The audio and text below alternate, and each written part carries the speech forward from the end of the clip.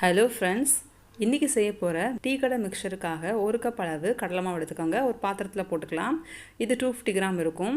அதே கப்பில் 1/4 கப் அளவு அரிசி மாவு எடுத்துக்கோங்க. டேஸ்ட்டுக்காக 1/2 teaspoon powder salt, 1/2 teaspoon chilli powder, 1/2 teaspoon பெருங்காயத்தூள் சேர்த்துட்டு 1 டீஸ்பூன் அளவுக்கு ஆயில் சேர்த்துட்டு ரஃப்பாக ஃபஸ்ட்டு மிக்ஸ் பண்ணிக்கலாம்.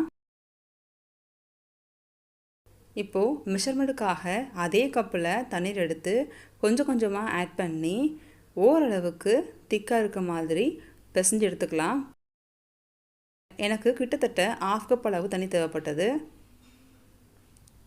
ரொம்ப தின்னாவோ திக்காக இருக்கக்கூடாது, மீடியமான ஸ்டேஜில் இருந்தால் கரெக்டாக இருக்கும். இப்போ டோ ரெடி ஆயிடுச்சு.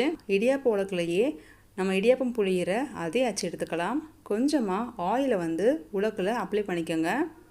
இப்போது டோ ஃபில்லப் பண்ணிவிட்டு ஓமம் பொடி செய்ய ஆரம்பிச்சிடலாம்.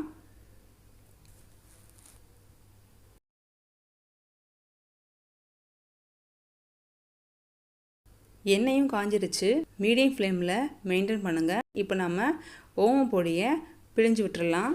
இதே மாதிரி 6 பேட்ச் எனக்கு கிடச்சிது.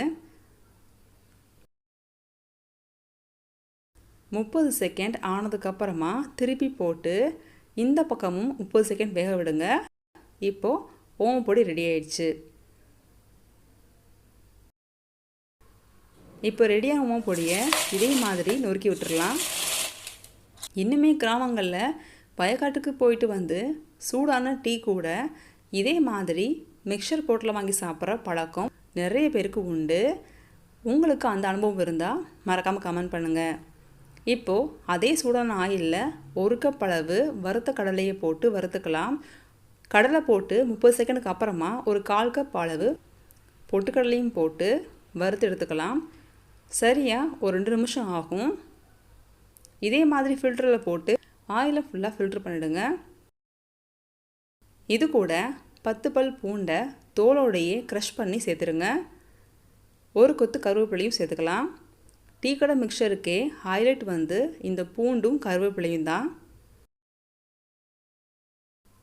இதுவும் நல்லா வறுபட்டதுக்கப்புறம் தனியாக எடுத்துடலாம்.